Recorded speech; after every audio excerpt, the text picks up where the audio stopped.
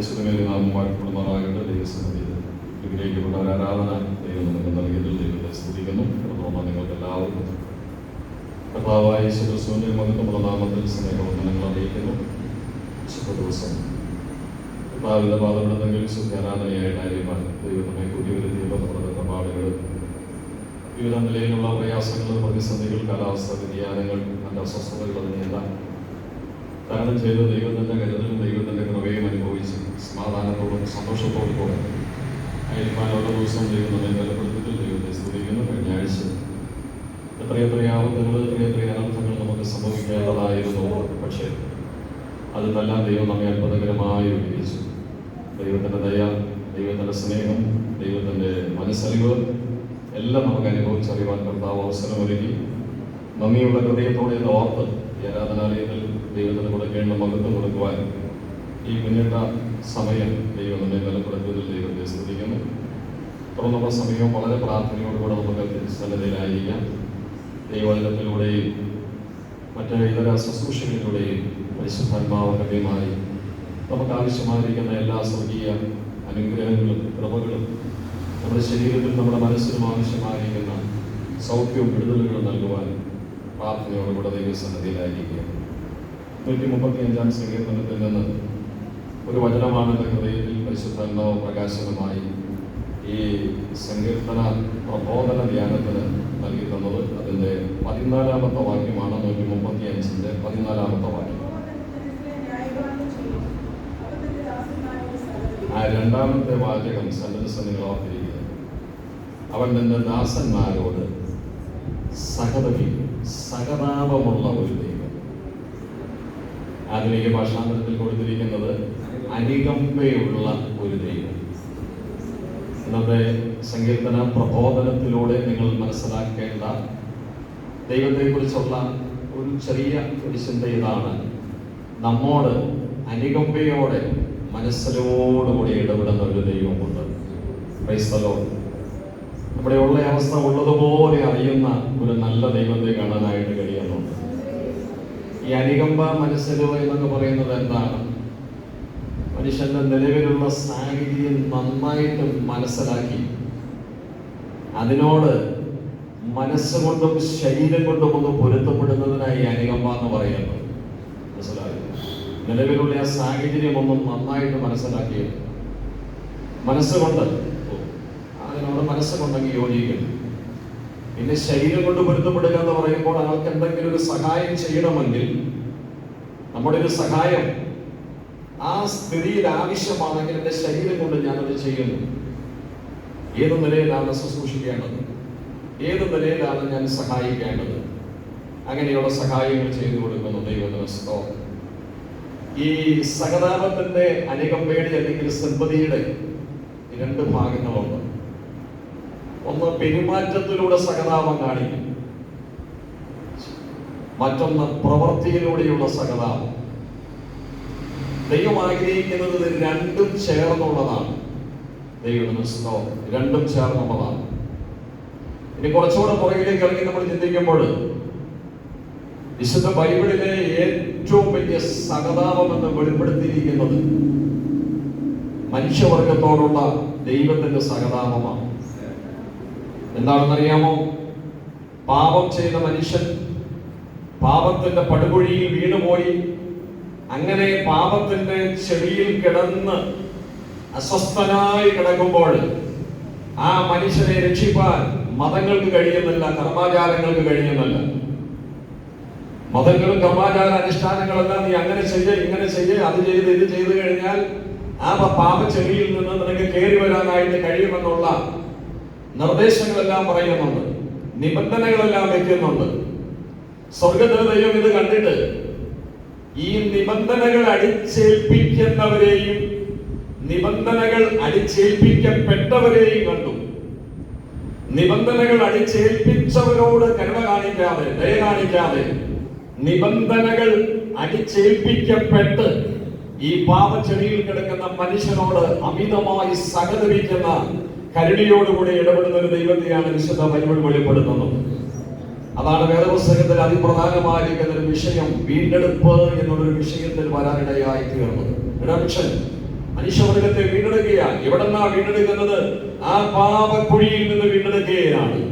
അതിനുവേണ്ടി ദൈവിക തൃത്വങ്ങളിൽ രണ്ടാമനായിരിക്കുന്ന കർത്താവായ യേശുക്രിസ്തുവിനെ ഭൂമിയിലേക്ക് അയച്ചു. Praise the Lord. യേശുക്രിസ്തുവിന്റെ കഷ്ടാനുഭവങ്ങൾ, യേശുക്രിസ്തു മനുഷ്യവർഗത്തിന്റെ വീണ്ടെടുപ്പിന് വേണ്ടി ചെയ്തെടുത്ത എല്ലാ കാര്യങ്ങളും, പ്രത്യേകാൽ ആ ഗെത്സമന മുതൽ ഗോൽഗോഥ വരെയുള്ള പീഡാനുഭവ പരമ്പരകളെ കുറിച്ച് നമ്മളൊന്ന് മനസ്സുകൊണ്ട് ധ്യാനിക്കുമ്പോൾ പരിശുദ്ധാത്മാവ് വെളിപ്പെടുത്തുന്ന ഒരു കാര്യം എന്നാണെന്നറിയാമോ? സകലാവതരംഗമായിരിക്കുന്ന ഒരു സാഹചര്യമാണ് അവിടെ കാണാനായിട്ട് കഴിയുന്നത്. 69-ാം സങ്കീർത്തനം മെശിയയുടെ സങ്കീർത്തനമാണ്. 69-ാം സങ്കീർത്തനത്തിൽ ദൈവത്തിന്റെ ആത്മാവ് അവിടെ വെളിപ്പെടുത്തുന്നതിന്റെ 20-ാമത്തെ വാക്യത്തിൽ ഒരു കാര്യം കിടക്കുന്നുണ്ട്. സകലാവതരംഗമായ സാഹചര്യങ്ങളിലൂടെ യേശുക്രിസ്തു മനുഷ്യവർഗത്തിന് വേണ്ടി പോകുമ്പോൾ ചുറ്റുപാടെല്ലാം നോക്കിയപ്പോൾ ആർക്കും സകലാവം തോന്നിയില്ല എന്നൊരു വാക്ക് അവിടെ കിടക്കുന്നുണ്ട്. ആ വാക്ക് എടുത്ത് വായിച്ച് 69-ാം സങ്കീർത്തനത്തിന്റെ 20-ാമത്തെ വാക്യം. നിന്ന എന്റെ ഹൃദയത്തെ തളർത്തു,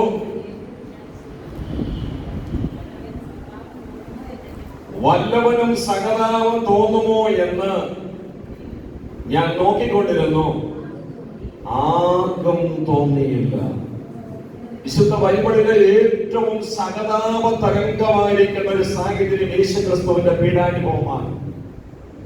പക്ഷെ യേശുക്രിസ്തുവിന്റെ പീഡാനുഭവത്തിന്റെ ഒരു ഭാഗം ഈ 69-ാം സങ്കീർത്തനത്തിൽ സങ്കീർത്തനക്കാരൻ വരച്ചു കാണിക്കുമ്പോൾ, പ്രവചനാത്മാവിൽ കാണിക്കുമ്പോൾ അവിടെ പറയുന്ന ഒരു കാര്യങ്ങളാണ്.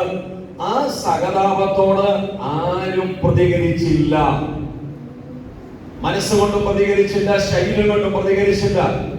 എല്ലാവരും കണ്ണടച്ച് കളഞ്ഞു, എല്ലാവരും മാറിപ്പോയി, എല്ലാവരും നിന്ദിച്ചു, എല്ലാവരാലും തഴയപ്പെട്ടവനായി, എല്ലാവരാലും ഒറ്റപ്പെട്ടവനായി തീർന്ന യേശുവിനെ അവിടെ കാണുവാനായിട്ട് കഴിയുന്നുണ്ട്. ദൈവം പോലും അല്പനേരത്തേക്ക് തന്റെ പുത്രനെ തള്ളിക്കളഞ്ഞു. യേശുക്രിസ്തു ആത്മാവിൽ തിരിച്ചറിഞ്ഞിട്ട് അതവിടെ ചോദിക്കുന്നുണ്ട്, പിതാവേ, നീ എന്നെ തള്ളിയത് എന്താണ്? നീ എന്നെ കൈവിട്ടത് എന്താണ്? ഇന്ന് പോലെ ദൈവശബ്ദം കേട്ടുകൊണ്ടിരിക്കുന്ന എല്ലാ ദൈവമക്കളും ഓർക്കുക, എന്തിനു വേണ്ടിയാണ് നമ്മോട് സകലാവം കാണിച്ചൊരു കർത്താവുള്ളത് കൊണ്ടാണ്. ദൈവത്തിന് സ്തോത്രം. നമ്മെ വീണ്ടെടുപ്പാൻ വേണ്ടിയാണെന്നുള്ളൊരു കാര്യം ഓർക്കുക, നമ്മെ സഹായിപ്പാൻ വേണ്ടിയാണെന്നുള്ള കാര്യം ഓർക്കുക. അപ്പൊ ബൈബിൾ ചരിത്രത്തിൽ സകലാവതരംഗം നിറഞ്ഞു നിൽക്കുന്ന ഒരു സാഹചര്യം യേശുക്രിസ്തുവിന്റെ പീഡാനുഭവമാണ്. ആ പീഡാനുഭവങ്ങളിൽ ആർക്കും ഒരു സകലാവും ഇല്ലാതെ പോയി. ഇത് തന്നെയാണ് ആത്മീയ വീക്ഷണത്തിൽ എല്ലാ ദൈവമക്കളും ഓർക്കുക. ആത്മീയ മൂല്യങ്ങളോടെ കർത്താവിന് വേണ്ടി നാം നിൽക്കുമ്പോൾ, ദൈവകൃപയിൽ നിലനിന്ന് നാം മുന്നോട്ട് പോകുമ്പോൾ, ചില പ്രത്യേക സന്ദർഭങ്ങളിൽ, ചില പ്രത്യേക സാഹചര്യങ്ങളിൽ, ചില കഷ്ടതകളും ചില സങ്കടങ്ങളും ചില വേദനകളും ചില ഭാരങ്ങളും ഒക്കെ നമ്മുടെ ജീവിതത്തിന് നേരെ കടന്നു വരും. പക്ഷേ കണ്ടവർ ആരും അറിഞ്ഞവരാരും ഒന്നും സഹകരിക്കണമെന്നില്ല. എന്നാൽ നമുക്ക് വേണ്ടി ജീവൻ തന്ന യേശു മനസ്സരിവുള്ളവനാണ്. യേശു നമ്മോട് കരുണയുള്ളവനാണ്. യേശു നമ്മോട് സ്നേഹമുള്ളവനാണ്. അത് വിശ്വസിക്കുന്ന ദൈവമക്കൾക്ക് അവരുടെ ആദരങ്ങൾ തുറന്ന് ദൈവത്തെ മഹത്വപ്പെടുത്തുവാനായിട്ട് കഴിയണം. കഴിഞ്ഞകാല അനുഭവങ്ങൾ എത്ര വിഷയത്തിന്മേൽ ദൈവത്തിന്റെ സകലാവ് അനുഭവിച്ചറിഞ്ഞവരാണ് നാം എല്ലാവരും. ദൈവം നമ്മോട് കരുണ കാണിച്ചത് കൊണ്ടാണ് ഇന്ന് നമുക്ക് എല്ലാവർക്കും ഈ കൃപയിൽ നിലനിൽപ്പാനായി ഇടയായിത്തീർന്നത്. ഈ ലോകചരിത്രത്തിലെ ഏറ്റവും സകലാവതരംഗമായ സാഹചര്യം, ചരിത്രത്തിലേക്ക് പോകുന്ന ചരിത്രം വായിച്ച് മനസ്സിലാക്കിയിട്ടുള്ളവർക്ക് അറിയാം. 1945 രണ്ടാം ലോക മഹായുദ്ധത്തോടുള്ള ബന്ധത്തിലാണ് ജർമ്മൻ സ്വച്ഛാധിപനായിരിക്കുന്ന നാസി പാർട്ടിയുടെ സ്വച്ഛാധിപതിയായിരിക്കുന്ന അഡോൾഫ് ഹിറ്റ്ലർ 60 ലക്ഷം യഹൂദന്മാരെ ഗ്യാസ് ചെമ്പറിനകത്ത് കയറ്റി ശ്വാസം പിടിച്ചു കൊണ്ടു. ഇരുമ്പ് റോളറുകൾ കൊണ്ട് അവരുടെ മൃതശരീരങ്ങൾ അരച്ച് ആ ദുഷ്ടനായ മനുഷ്യൻ കടൽ വെള്ളത്തിൽ കലക്കി കളഞ്ഞു. 60 ലക്ഷം യഹൂദന്മാരെ വിവിധ സമയങ്ങളിൽ ഇന്റർനെറ്റ് സെർച്ച് ചെയ്യുമ്പോൾ അതിന്റെ എല്ലാം വീഡിയോ ക്ലിപ്പിന്റെ ഒക്കെ ഒരു പുതിയ AI പരിവേഷമൊക്കെ നമുക്ക് AI രൂപത്തിൽ നമുക്കത് മനസ്സിലാക്കാൻ, അത് കാണാനായിട്ട് കഴിയും. ലോകചരിത്രത്തിൽ ഏറ്റവും സഹതാപജനകമായിരിക്കുന്ന ഒരു സാഹചര്യം. അവിടെയും ഓർക്കുക, യഹൂദന്മാർ നിസ്സഹായകരായിരുന്നു. ആ ഒരു കാര്യത്തിൽ ലോകത്തിന് ആരും പിന്നീട് ഇടപെട്ടില്ല. പക്ഷെ സർവശക്തനായിരിക്കുന്ന ദൈവം അതിനകത്ത് ഇടപെട്ടു. ദൈവത്തിന്റെ നീതി അവിടെ വെളിപ്പെട്ടു. ഹിറ്റ്ലർ ആത്മഹത്യ ചെയ്ത് അവസാനിച്ചു. ഭരണരീതികൾ മാറി. യഹൂദനെ ഒന്നൊന്നായി കൊന്നൊടുക്കി. പക്ഷെ ദൈവത്തിന്റെ സമയമായപ്പോൾ രണ്ടാം ലോക മഹായുദ്ധത്തോടുള്ള ബന്ധത്തിൽ അതിന്റെ പരിസമാപ്തിയിൽ പ്രത്യേക സാഹചര്യങ്ങളിലൂടെ ദൈവം കടത്തിവിടുകയും യഹൂദന് രാജ്യം കിട്ടി. ലോകത്തിൽ ഇന്ന് യഹൂദൻ ഏറ്റവും ശക്തനായിട്ട് നിലനിൽക്കുന്നത് നമുക്ക് കാണാനായിട്ട് കഴിയുമെന്ന്. അപ്പൊ ലോക ചരിത്രത്തിലെ ഏറ്റവും സഹതാപതരംഗമായിരിക്കുന്ന സാഹചര്യം 60 ലക്ഷം യഹൂദന്മാരെ അത് ഹിറ്റ്ലർ കൊന്നുകളഞ്ഞതാണ്. അവിടെ ഒരു സഹതാപം ആരും കാണിച്ചില്ല. ബൈബിൾ ചരിത്രത്തിലെ ഏറ്റവും സഹതാപം അത് വെളിപ്പെടേണ്ടത് യേശുക്രിസ്തുവിന്റെ പീഡാനുഭവത്തോടുള്ള ബന്ധത്തിലാണ്. അവിടെയും അത് കാണിച്ചില്ല. എന്നാൽ രണ്ടാമത് ബൈബിൾ ചരിത്രത്തിലെ സഹതാപം ഒന്നുകൂടെ മനസ്സുകൊണ്ട് ആത്മാവിൽ ധ്യാനിക്കുന്ന ഒരു ദൈവമക്കൾക്ക് അവിടെ പറയുവാനായിട്ട് കഴിയും. കണ്ണു നിറഞ്ഞുകൊണ്ട് നന്ദിയുള്ള ഹൃദയത്തോടെ നമുക്ക് പറയാൻ കഴിയട്ടെ, ആരും ഒരു സഹതാപം അവിടെ കാണിച്ചില്ലെങ്കിലും വീണു പോകാതെയും ക്ഷീണിച്ചു പോകാതെയും തളർന്നു പോകാതെയും ആ പ്രതിസന്ധി തരണം ചെയ്ത് എന്തിനു വേണ്ടി? എനിക്ക് വേണ്ടിയാണ്. ദൈവത്തിന് നന്ദിയോടെ സ്തോത്രം. ഹല്ലേലൂയ. ഒരു വേദനകൾ പോലും മാറ്റിവെക്കാതെ സന്തോഷത്തോടെ അത് ഏറ്റെടുത്ത യേശുവിനെ നമുക്ക് കാണുവാനായിട്ട് കഴിയുമെങ്കിൽ യഥാർത്ഥത്തിൽ ദൈവശബ്ദം കേട്ടുകൊണ്ടിരിക്കുന്ന മുഴുവൻ ദൈവമക്കളും ഈ സങ്കീർത്തനത്തിലെ 135 സങ്കീർത്തനത്തില് ഈ 14ാമത്തെ വാക്യം വായിച്ച് പരിശുദ്ധാത്മാവ് നമ്മോട് ഇടപെടുമ്പോൾ എന്താ പറയുന്നത്? ദൈവം തന്റെ ദാസന്മാരോട് സഹതപിക്കുന്നവനാണ്. നമ്മുടെ വേദനയിൽ സഹതപിക്കും, നമ്മുടെ ബുദ്ധിമുട്ടിൽ സഹതപിക്കും, നമ്മുടെ ഇല്ലായ്മയിൽ സഹതപിക്കും, നമ്മുടെ പ്രയാസങ്ങളിൽ സഹതപിക്കും. ഇതുപോലെ സഹതാപം കാണിപ്പാൻ യേശുവിനും മാത്രമേ കഴിയുകയുള്ളൂ. ഇനി ഞാനൊരു സന്ദേശം കൂടെ പറഞ്ഞ് അവസാനിപ്പിക്കും. ഇതിലേക്ക് കയറി വന്നപ്പോൾ ഈ ഒരു വിഷയം വന്നപ്പോൾ നിങ്ങൾക്ക് മനസ്സിലാക്കണമല്ലോ, യേശുവിന്റെ സഹതാപത്തിന്റെ പ്രത്യേകത പ്രത്യേകിച്ച് സുവിശേഷങ്ങൾ വായിക്കുമ്പോൾ നമുക്ക് കാണാനായിട്ട് കഴിയുന്നു. വിശുദ്ധ മത്തായി എഴുതിയ സുവിശേഷം 9-ാം അധ്യായത്തിന്റെ 36-ാമത്തെ വാക്യം വായിക്കുമ്പോൾ ഒരു വേദഭാഗമുണ്ട്. യേശുവിന്റെ മനസ്സരിവും സഹതാപവും വെളിപ്പെടുന്നുണ്ട്. ഒന്ന് വായിച്ച നിങ്ങൾ 9:36. ഇടയനില്ലാത്ത ആടുകളെ പോലെ കുഴഞ്ഞവരും ചിന്തിയവരുമായി കണ്ടു. അടുത്തത് അവരെ കുറിച്ച് മനസ്സലിഞ്ഞു.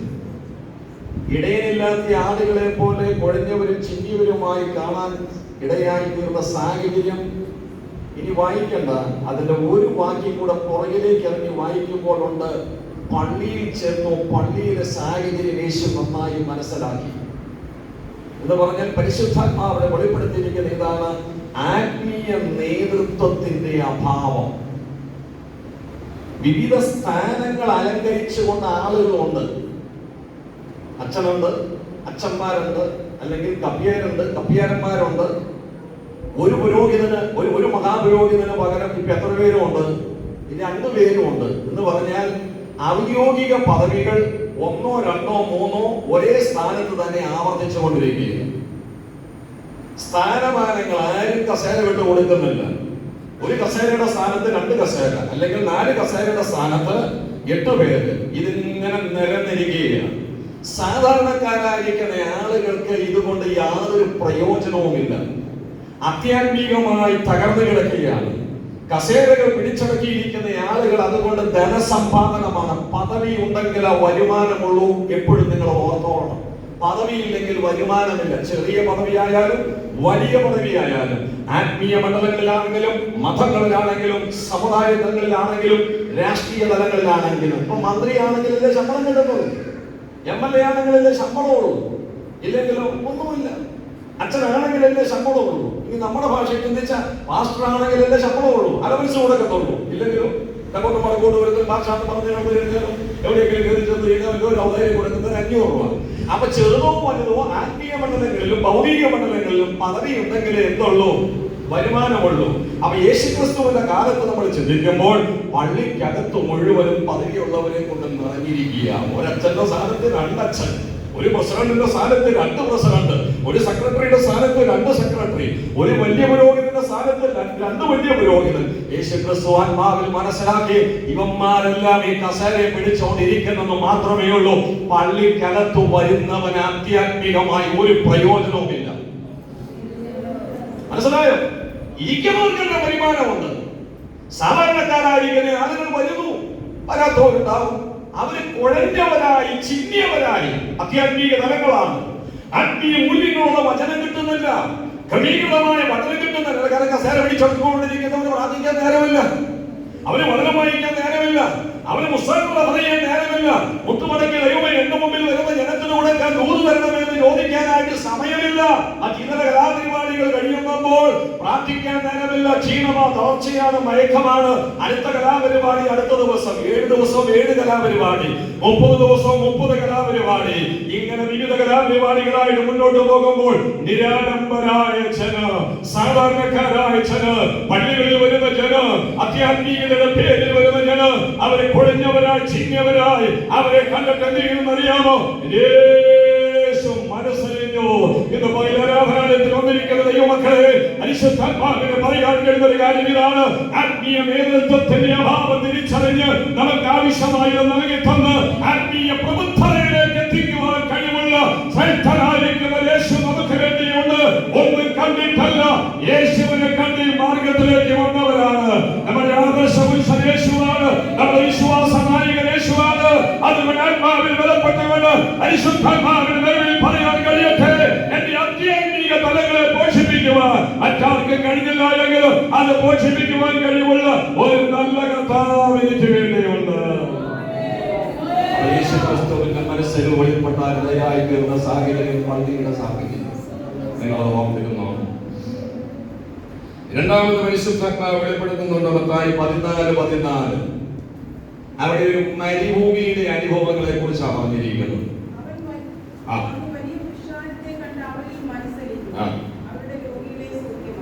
അതിനോടനുബന്ധമായിട്ട് അതിന്റെ മുകളിലോ താഴെയോ എവിടെയോ ഉണ്ട് മരുഭൂമിയുടെ സാഹചര്യമാണ്. മരുഭൂമി മതി. അപ്പൊ മരുഭൂമിയുടെ സാഹചര്യത്തിലാണ് യേശുവിന് എന്തുണ്ടായത്? മനസ്സലിവുണ്ടായത്. ആദ്യം വായിച്ചത് മറക്കരുത്.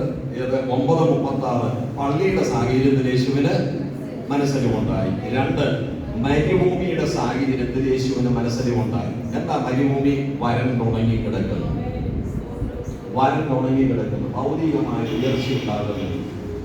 എത്ര കഷ്ടപ്പെട്ടിട്ടും, എത്ര ഓടിയിട്ടും, എത്ര അധ്വാനിച്ചിട്ടും മരുഭൂമിയുടെ സാഹചര്യങ്ങളാണ്. ഒരു ഒരു ഒരു ഒരു കിളിർത്തു വരുന്ന ഒരു സന്തോഷകരമായ ഒരു അനുഭവത്തിലേക്ക് വരുന്നത്. പക്ഷെ അവിടെ ദൈവം എന്ന് പറഞ്ഞേണ്ട ഒരു കാര്യം ഇതാണ്: എന്നും മരുഭൂമിയല്ല. ഹോശേയ പ്രവാചകൻ എന്നാ പറയുന്നത്? ഞാൻ അവളെ വശീകരിച്ച് മരുഭൂമിയിലേക്ക് കൊണ്ടുചെന്നിട്ട് അവളോട് ഞാൻ കൃത്യമായി സംസാരിച്ചതിനെ തുടർന്ന് ഹോശേയ പ്രവാചകനോട് പരിശുദ്ധാത്മാവ് വെളിപ്പെടുത്തുന്നുണ്ട്: അനുഗ്രഹിക്കപ്പെട്ട സാഹചര്യങ്ങൾ ഞാൻ അവൾക്ക് വേണ്ടി കൊടുക്കും. ദൈവകൃപയിൽ വന്നിരിക്കുന്ന മുഴുവൻ ദൈവമക്കളും മനസ്സിലാക്കുക, ഇന്നിന്റെ സാഹചര്യം മരുഭൂമിയാണല്ലോ, ഭാരപ്പെടേണ്ട കാര്യമില്ല. ആ മരുഭൂമിയുടെ സാഹചര്യത്തിൽ എന്നോട് സഹതപിക്കുന്ന ഒരു ദൈവമുണ്ട്. ദൈവം എന്റെ ദാസന്മാരോട് സഹതപിക്കുന്ന ഒരു ദൈവമാണ്. കർത്താവേ, എന്റെ ഇപ്പോഴത്തെ അവസ്ഥ വരണ്ടുണങ്ങി കിടക്കുന്ന മരുഭൂമിയുടെ സാഹചര്യമാണ്. ഒരു പച്ചപ്പിന്റെ ഒന്നും എനിക്ക് കാണാൻ കഴിയുന്നില്ല. പക്ഷേ ആത്മാവിൽ ഞാൻ കാണുന്നു, എന്റെ ദൈവം എനിക്ക് വേണ്ടി ഇടപെടും, എന്റെ ദൈവം എനിക്ക് വേണ്ടി പ്രവർത്തിക്കും. എന്റെ നാളുകൾ മരുഭൂമിയുടെ സാഹചര്യമല്ല, അതിനെ കിളിപ്പിക്കുവാൻ ദൈവം കഴിവുള്ളവനാണ്. വിശ്വസിച്ച ദൈവത്തിന് മഹത്വം കൊടുത്ത് ആത്മശക്തിയിൽ ദൂരക്കെടുത്ത് ആത്മാവിൽ ബലപ്പെട്ട് മരുഭൂമി മാറ്റാൻ ദൈവം കഴിവുള്ളവനാണ്. യേശുവിന്റെ അടുത്ത മനസ്സലിവും സകലവും വെളിപ്പെട്ട സാഹചര്യമുണ്ട്. വിശുദ്ധ മത്തായിയുടെ സുവിശേഷം 15-ാം അധ്യായത്തിന്റെ 32-ാമത് വചനം, 15:32 നോക്കിക്കേ.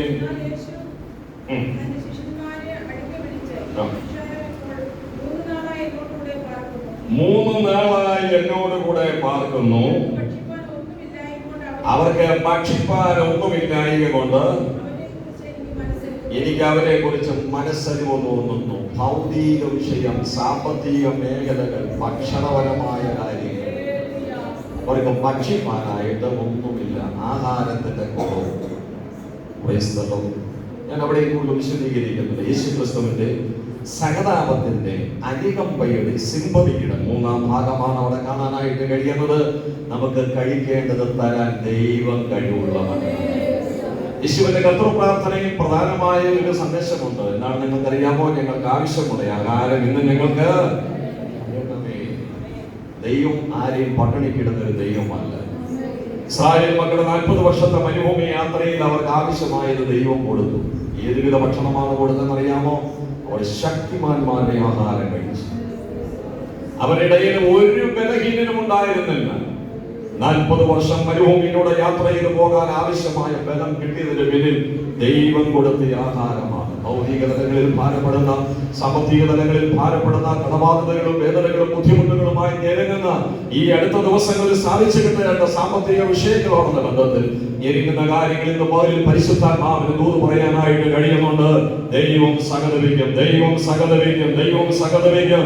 ഒന്ന് സ്തോത്രം ചെയ്ത ദൈവത്തെ മഹത്വപ്പെടുത്തിയാണ് നമ്മുടെ വിഷയത്തിന്റെ മേലെ, നമ്മുടെ ഇല്ലായ്മകളുടെ മേലെ, നമ്മുടെ ബുദ്ധിമുട്ടുകളുടെ മേലെ, നമ്മുടെ ഭാരങ്ങളുടെ മേലെ സകലാപത്തോടു കൂടി ഇടപെടുവാൻ കഴിവുള്ള ഒരു നല്ല ദൈവത്തെ കാണാനായിട്ട് കഴിയുന്നുണ്ട്. ഈ ആരാധനാലയത്തെ ദൈവത്തിന് മഹത്വം കൊടുക്ക്.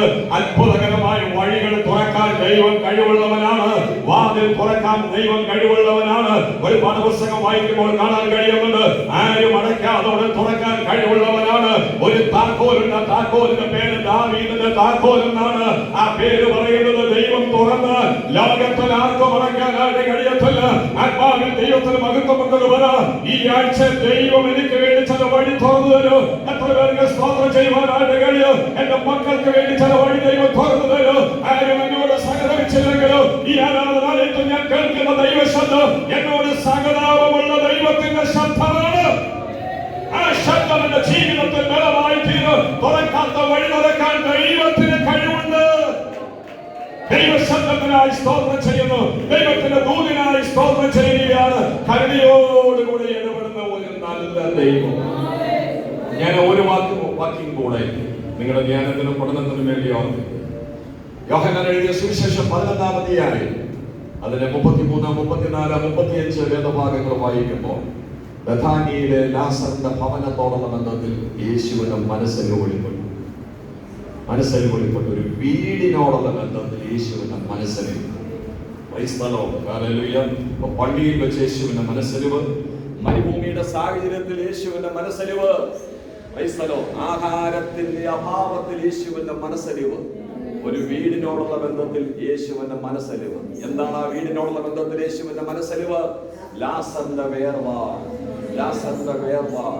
ആ വീട്ടിൽ 2 സഹോദരിമാര് മാത്രമേ ഉള്ളൂ, മറിയയും മാർത്തയും. ആ സഹോദരിമാർക്ക് വേണ്ടി ദൈവത്തിന്റെ കരുതൽ അവിടെ കാണാനായിട്ട് കഴിയുന്നുണ്ട്. പരിശുദ്ധാത്മാവിന് പറയുവാനായിട്ട് കഴിയുന്നുണ്ട്, നമ്മുടെ കുടുംബത്തിന്റെ അവസ്ഥ കണ്ടുകൊണ്ട് സഹതപിക്കുന്ന ഒരു ദൈവമുണ്ട്. സ്തോത്രം, സ്തോത്രം, സ്തോത്രം. പലർക്കും സഹതാപമില്ല എങ്കിലും സഹതപിക്കുന്ന ഒരു ദൈവമുണ്ട്. 69-ാം സങ്കീർത്തനത്തിലെ വാക്യം നിങ്ങൾ മറക്കരുത്. വല്ലവനും സഹതാപം തോന്നുമോ എന്ന് ഞാൻ വിചാരിച്ചു, ആർക്കും തോന്നിയില്ല. അത് കുടുംബ സാഹചര്യത്തിലും ഉണ്ടാകാം. നമ്മുടെ വേദന മറ്റുള്ളവർക്ക് വേദനയല്ല, നമ്മുടെ ഭാരം മറ്റുള്ളവർക്ക് ഭാരമല്ല. നമ്മുടെ നഷ്ടം നമുക്ക് മാത്രമേ നഷ്ടമായിട്ടുള്ളൂ, വേറെ ആർക്കും അതൊന്നും ഒരു നഷ്ടമല്ല.